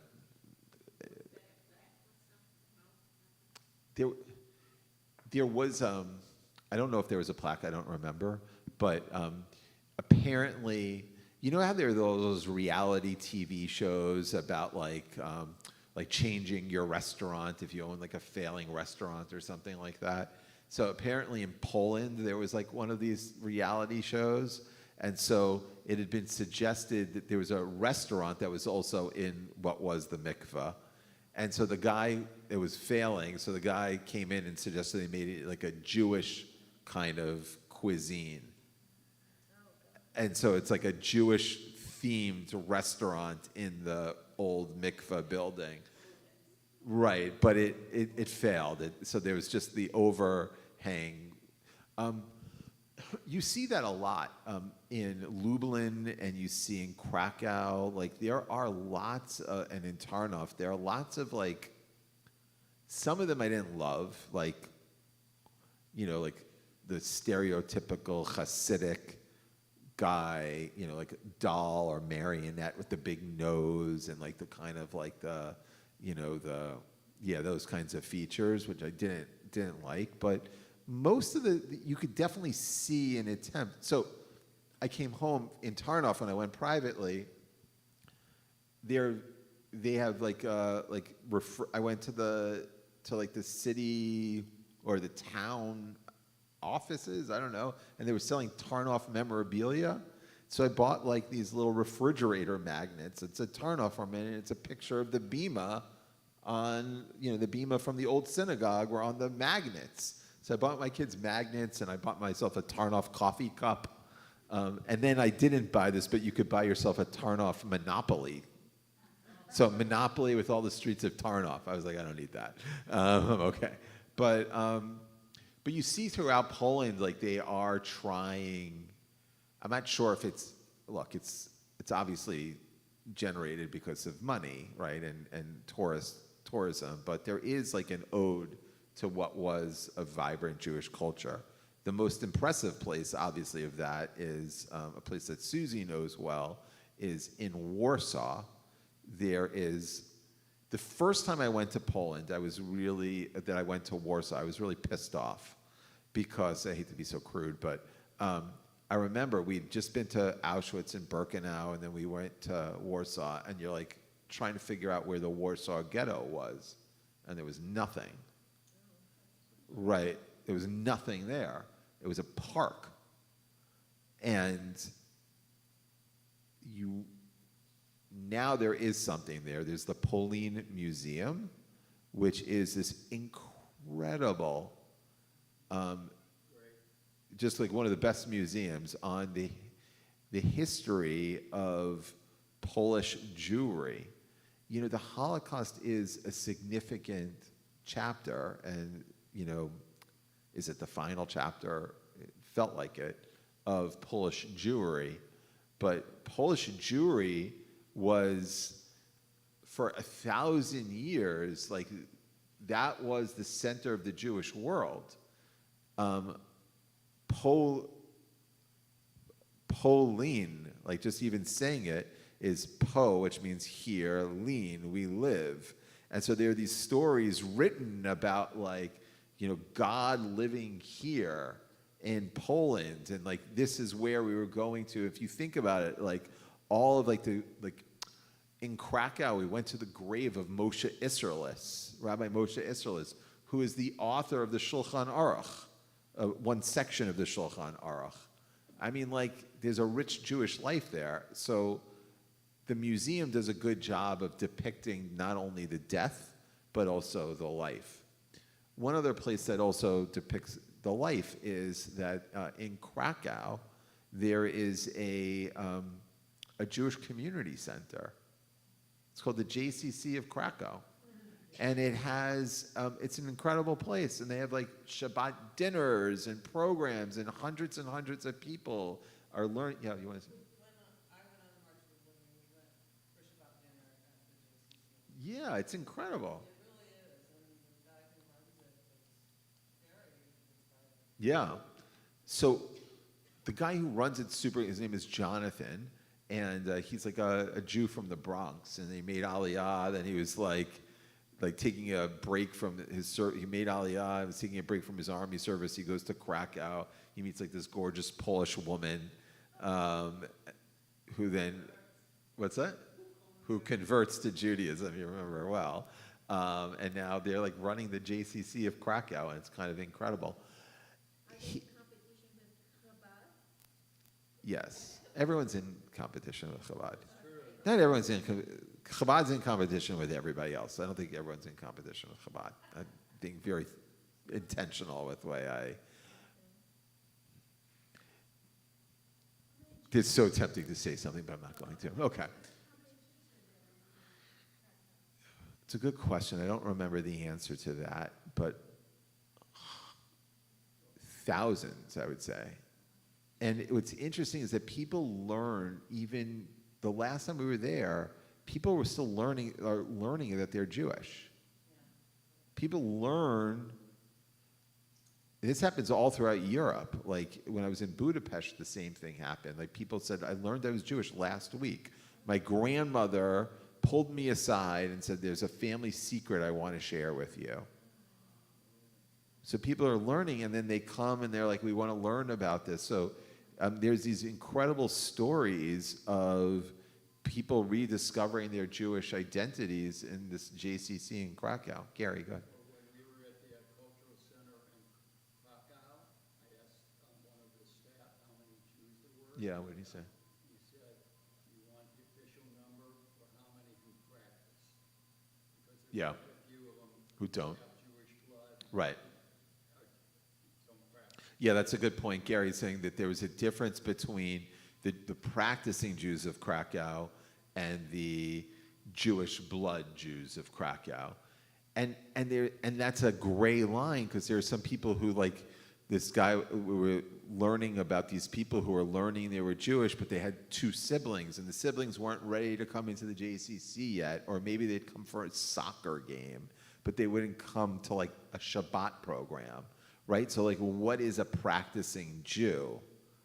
Like it's a very, so they just want to welcome people, and it's really a beautiful, it's a beautiful program. Yeah. That's right. That's right. Yeah.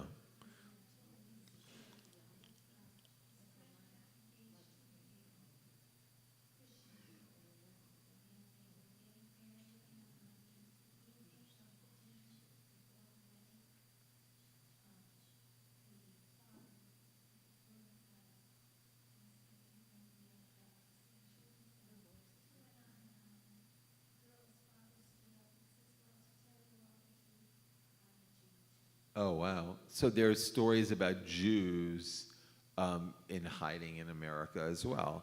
People who hid their Jewishness because of fear of what happened in the Holocaust, or, you know, more recently it was people who just, it was inconvenient to be Jewish. They wanted to be like, you know, real Americans.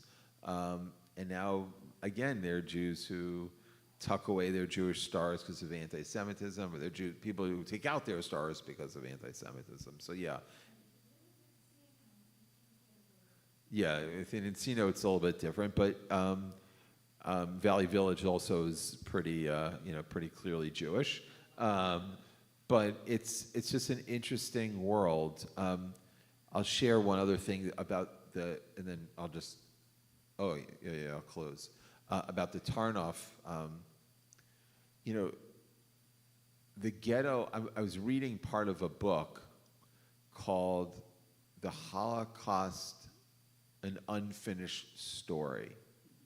And one of the assertions of the author, whose name is escaping me right now, is that the Holocaust is, like the way we're educating about the Holocaust, there were some challenges. Because like, even you take the March of the Living, what camps did we visit? And there's such an emphasis on the industrial aspect of like the Germans who were, you know, killing us, like factory killing, essentially, factory murder.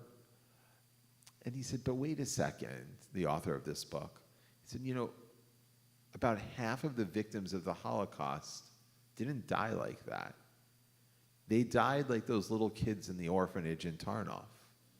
They died where someone looked into their eyes and did something unspeakable and treacherous, and they robbed them of their life. And that to sort of like only focus on the industrialized aspect of the killing doesn't allow the true savagery that occurred to our people, and thousands or hundreds of thousands of people who participated in that savagery. And what's that? Willingly, that's right. Who looked at another person, or like who shot a child in a ghetto, or who threw a hand grenade, or, you know, whatever. But that you know, just to say it was an industrialized, I was just following orders and, you know, moving people off of trains. The author is a little bit more dubious of those claims. Zissel, you wanted to say something? Patriotism is a mission and commission. The Nazis committed sin, the Holocaust, murdered people. But the people who lived in those towns Yeah. committed the sin of omission. They knew what was going on. Yeah. They saw the smoke coming out of the crematoria.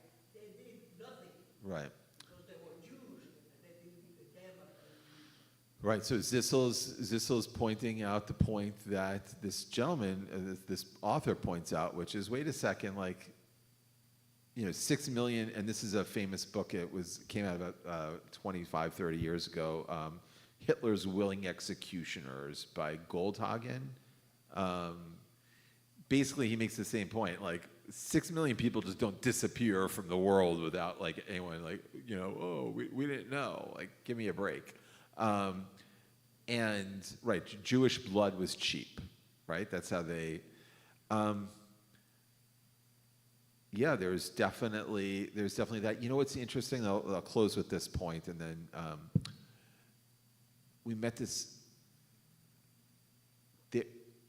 There are people who you meet throughout Europe, throughout Poland, who are not Jewish, who work for the Jewish community. So there are righteous Gentiles, people who, that's an official designation, but there are people who, like, when you ask, there was this gentleman in Krakow who, he's a kid, he's like 25 years old, and he works, his story was better than Jonathan.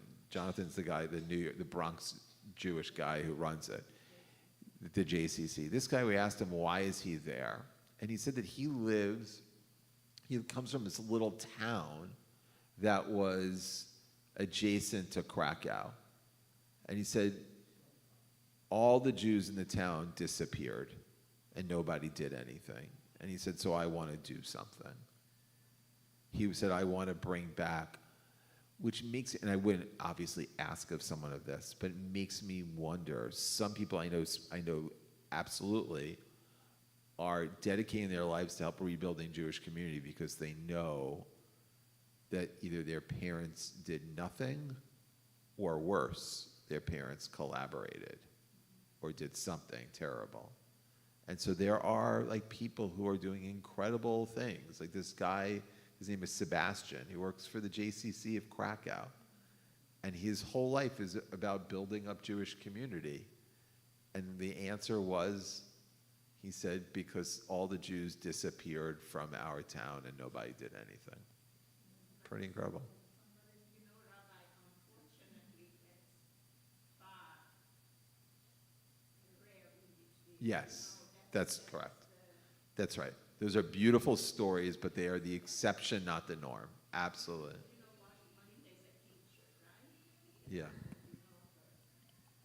now they said you shouldn't teach Anne Frank, you shouldn't teach Knight, you shouldn't teach anymore. That was then. That's LA Unified. They don't. Well, LA Unified's, I mean, like, LA Unified's terrible. No offense. You're right. Yeah, there was a problem. Look, here's why. I have a different reason why I don't want you to teach Anne Frank. Because Anne Frank, and this is the point that Dara Horn makes in her book, Everybody Loves Dead Jews. And it's kind of what Zissel was saying. Because Anne Frank, the diary ends with like, you know, like rainbows and hope. But like follow Anne Frank after she closed the diary. She got murdered in Auschwitz. She got killed and her whole family got killed. Like, so everyone likes reading the book of Anne Frank and then putting their arms around each other and singing Kumbaya and like, can't we all get along? She got murdered. I wonder if she thought the same thing about humanity when she was headed to the gas chambers in Birkenau. So, like, some ways, like, Anne Frank is a little too sanitized. Like, it's, you know, she's a girl and she's in, and it's, look, I'm not, like, her memory should be a blessing, but it's completely sanitized. She's in hiding. She's not directly confronting it. And it ends on a note of hope when the reality is the story doesn't end that way.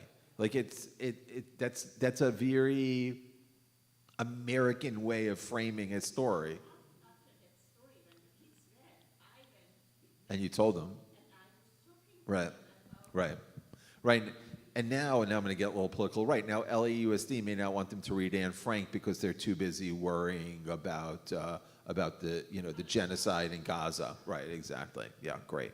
Yeah, go LAUSD. Like, their teachers are incompetent, and they are, but they're aligned with every political cause of which they know nothing about. Mazel tov. Okay, anyway, that's a good ending. All right, everyone, have a wonderful day. If you want to come hear more about Poland, we're going to do a whole evening about on March, not March, we're in April, May 21st is our Shavuot program, and we're going to do, like, we're going to study Hasidic stories together. We're going to eat some traditional Polish Jewish food, and I'm going to give a lecture on the Bund. I don't know yet. It'll all be in the newsletter and everything. Okay? But please come. Okay, have a great day, everybody.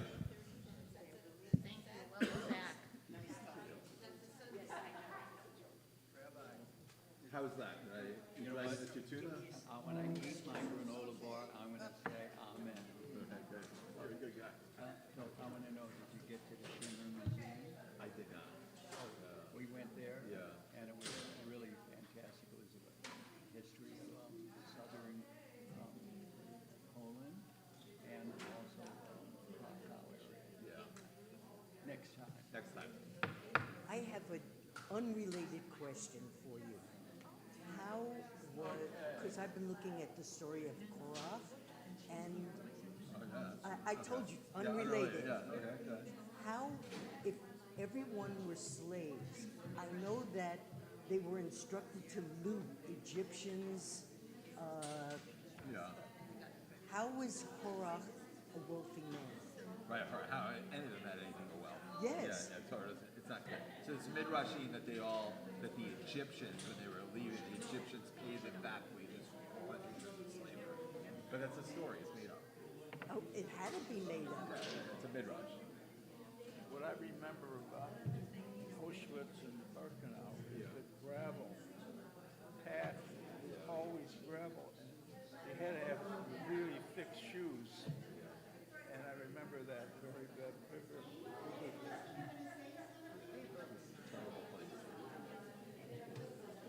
Especially Birkenau.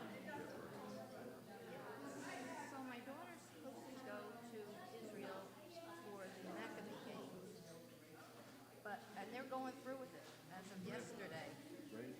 What's that? I would go tomorrow. I was going to go, I couldn't get on the plane.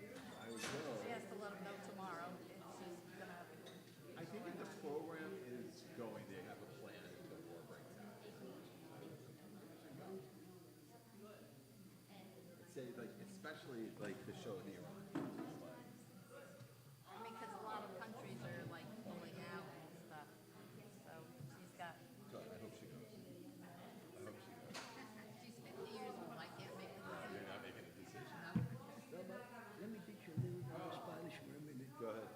Tanta culpa tiene el que mata la vaca como el que le aguanta la vaca. I'll translate. Okay, go ahead. The person, it's just as guilty. the person who holds the cow's leg is just as guilty as the one that kills the cow. That's Okay. The Now, Talmud says the same thing. oh, okay. Now, it's quite possible that I got it from the Talmud. I mean, you know, the Spanish tradition, because you know about Spain and Jews and all. Okay. The Nazis killed the Jews. The surrounding community aided the Nazis. They did the aguantar la pata. While the Nazis were the butchers. So they are guilty too. Is the exhibit 1945, not the end, and not the beginning, not the end, or something? Is the exhibit still on the Poland Museum? Whole museum, I didn't get to that part, I'm sorry. That's the Max I know, I'm sorry. Oh my God, you didn't But we see had- Mac? We had the, You know, that there is, was- that is the exhibit in the Holocaust Museum, opening June 16, and they took lots of stuff about Max Sitter in the Holocaust Museum here. Here, from them. So why don't we do a trip, why don't you talk to Chaim Neighbors and do a trip? Yeah, June 16 is over. Yeah. Always interesting.